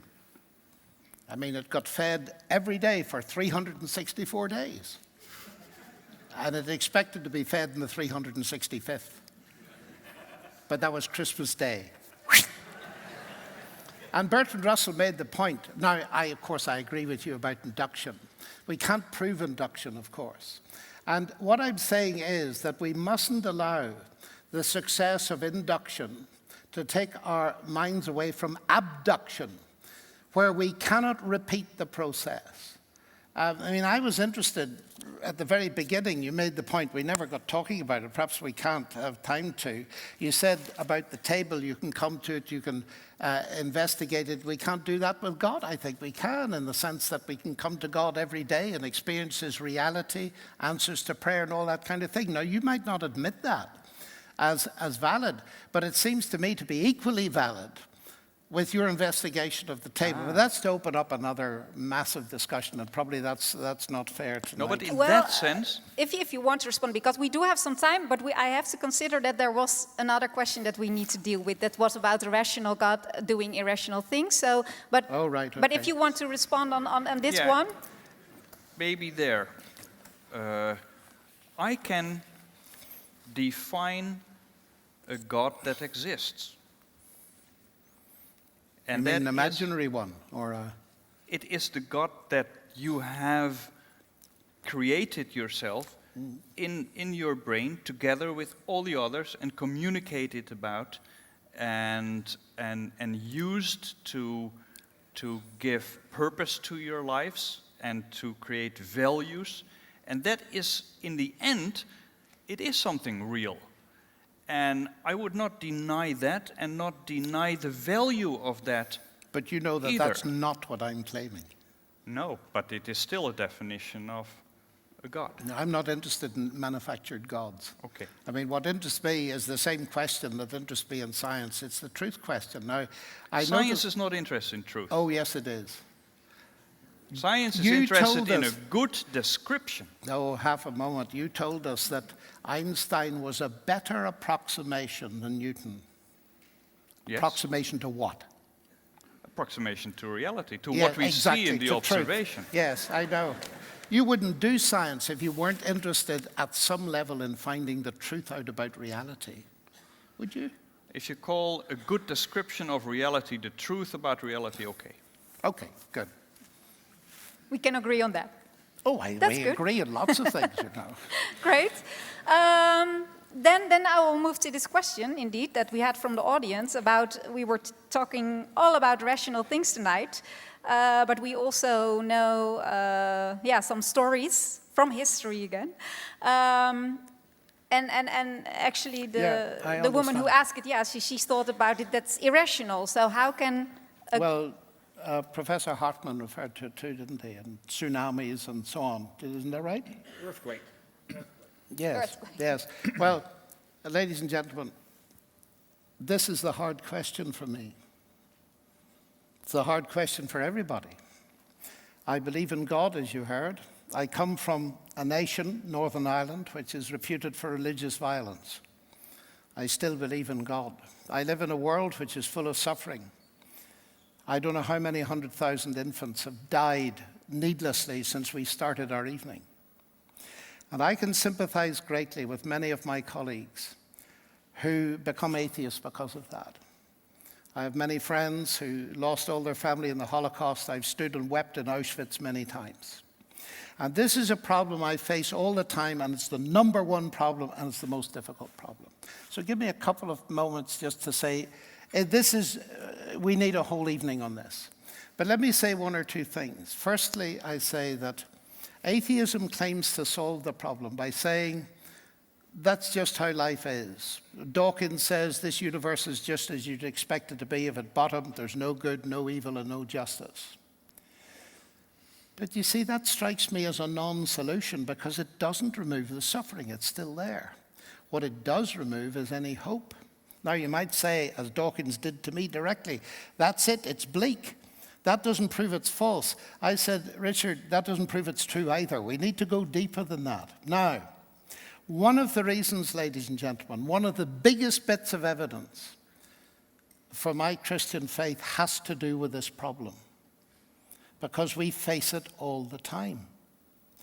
I, as a human being, discover I'm a moral being. I discover a desire for justice. Is that ultimately an illusion? Because if there is no God, and in particular if there's no life after death, it is an illusion. The vast majority of people who have ever lived will never get justice, they'll never get relief, they will never have any answers to their hurt. A few of us in the West are lucky, and we may get some kind of justice in this life. Now, from my point of view, I have a problem. But you see, that is where I would like to suggest to you that Christianity is utterly unique, and it doesn't compete with any other religion, because no other religion offers me this. You see, at the heart of Christianity, there is a cross. And what I see there, if that really is God, now try and come with me. If you want to judge Christianity, you have to listen to what it says. If that really is God, what does that tell me? At the very least, it tells me this, that God has not remained distant from human suffering, but has himself become part of it. Now that, to my mind, is profound, and I can see, and have seen many times, that becoming a window of possibility for people. Now you know that the next claim is that Christ did not remain on the cross. He died and he rose again. Well, that opens up a vast new world for me. It means this, and this is my final thought. We can argue philosophically all night, all year. It's been done for thousands of years. What a good God should, could, must, might, all this kind of thing. And have you ever been satisfied by that argument? No. Why not? Because what we're faced with when all the arguing's finished is a world that's a mixed picture. It's a bit like Coventry Cathedral that was bombed during the war. You go into it, you see that a bomb has hit it, but you also see traces of beauty. Look at life, look at our world. It's beautiful. Keukenhof, phenomenal, which I visited for the first time last year and it blew my mind away. But I see the barbed wire. I see the cancers, I see the tsunamis. So I'm presented in looking at this world with a mixed picture. So how do I face it? Well, I ask this question. I can't solve the philosophical question. And I say, look, is there any evidence anywhere in the universe that there's a God who cares and who I can ultimately trust with the answer? My answer to that is, from personal experience and all that I've said tonight, is that although I can't answer everything, I've learned enough. And I'm speaking very personally now because it is a personal thing. I believe I can trust God with the answer. Atheism has no answer whatsoever. It has no hope to offer. Ultimate hope, it may have temporal hope. And it is utterly no solution ultimately to the problem of evil and suffering. Thank you for this I think, final comment from you. But yeah, of course, sure. Yeah, applause. Thank you.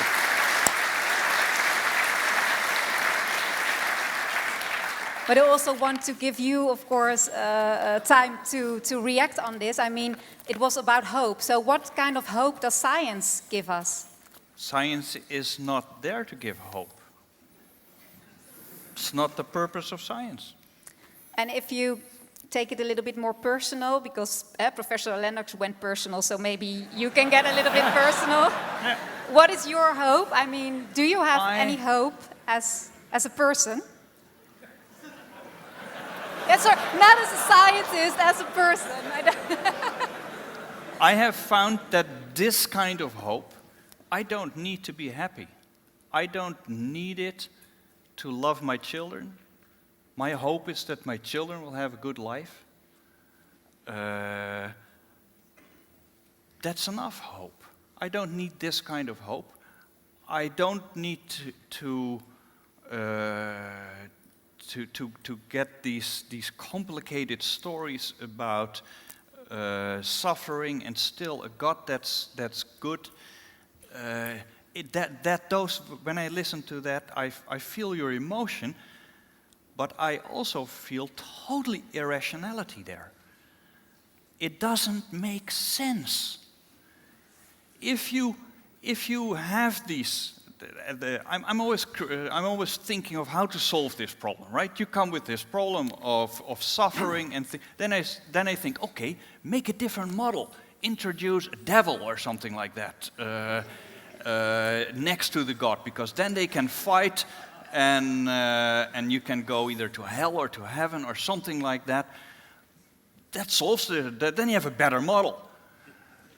But back to the personal thing, I don't need that hope. I am totally happy with the thought that I've been here, I've seen the Keukenhof, I have loved my children, and at some point I will die.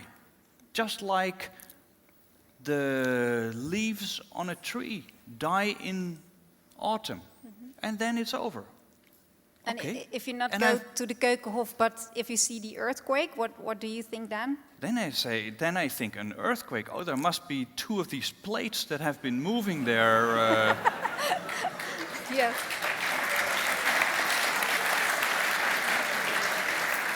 Okay.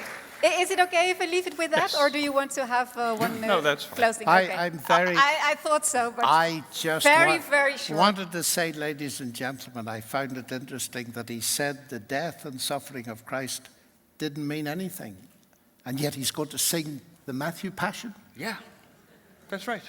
That's interesting to me.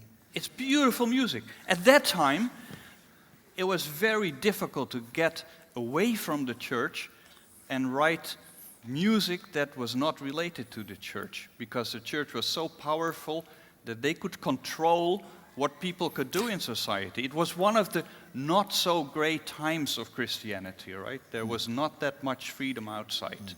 And that's why I am so happy that I can sit here and I can talk about my convictions, and we can part as friends, and I don't have to be afraid that tomorrow I will end up on the stake or the fire, right? And I'm glad I won't end up either. Thank you, Peter, very much. Yes, thank you very much.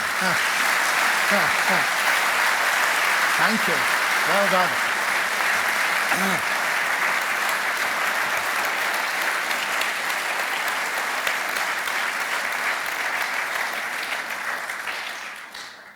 Yeah, so this ends the discussion here on the stage, but the discussion will continue, or let me say conversation will continue.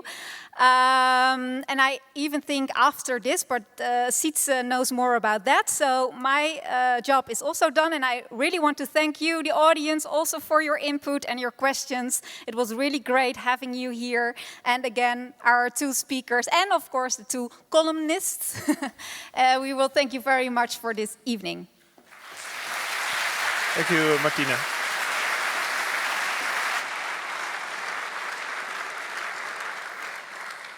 I hope you all enjoyed the forum. I did actually, and I hope we maybe got a little bit closer to those questions I was talking about in the beginning.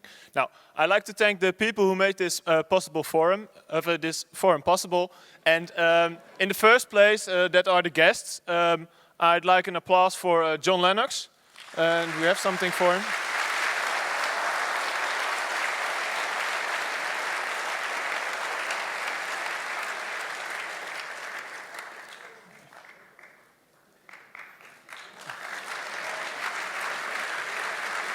And I also like to thank Pieter Kruit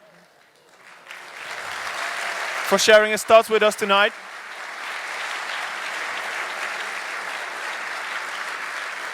And I'd like to invite the columnists, Kees Dekker and Dab Hartman up here. Thank you for your contribution.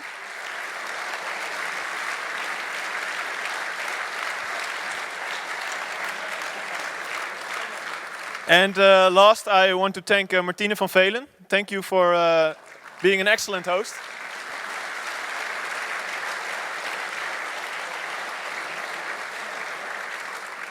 I also want to say thank to our sponsors, STUD, Studium Generale and the Delft project. And I want to say thanks to the whole team who made this forum possible. Thank you.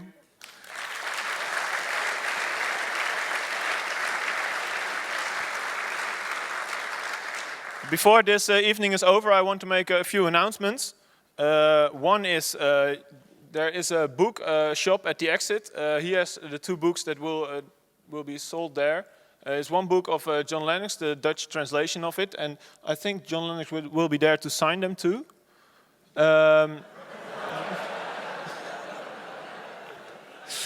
Tomorrow there will be the possibility to have a lunch with John Lennox to ask more questions about topics that we discussed this evening, but there will be limited place. So if you want to join in that lunch, you can come to here, and here's a list. There are 30 places. So if you want to join, you can subscribe here.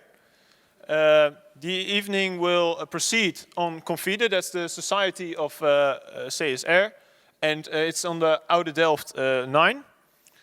You will be invited to join us there, and the first barrel of beer will be free.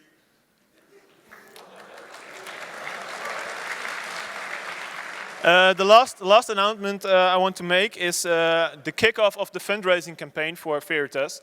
The organization of the Veritas Forum isn't without a prize, and we are setting up a fundraising campaign among graduates and working adults for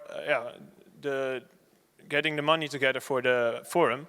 And I want to kick it off by showing our promotional video that is made for it.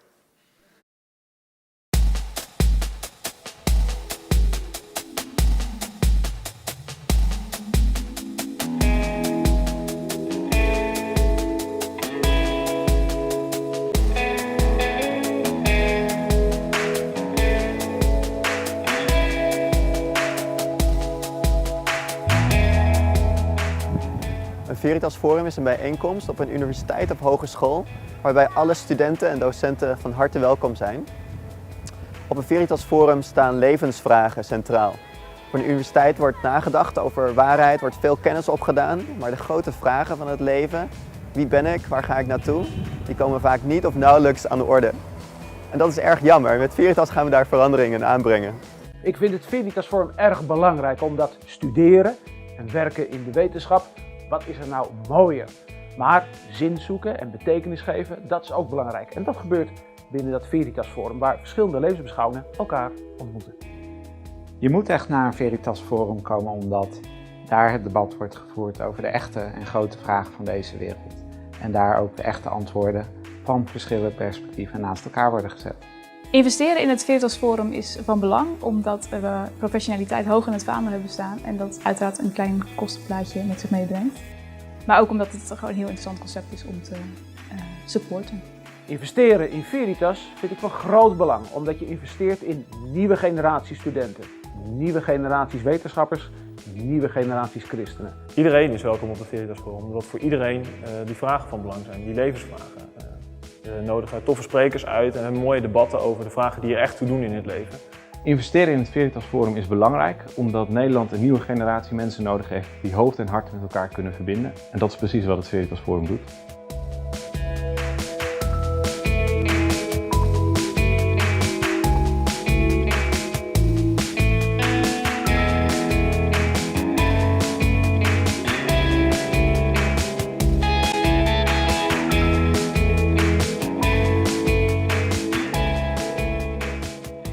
Het Veritas Forum is belangrijk.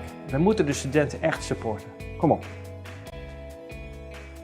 Well, thank you all for coming. Don't forget to hand in your survey, and I hope to see you next time.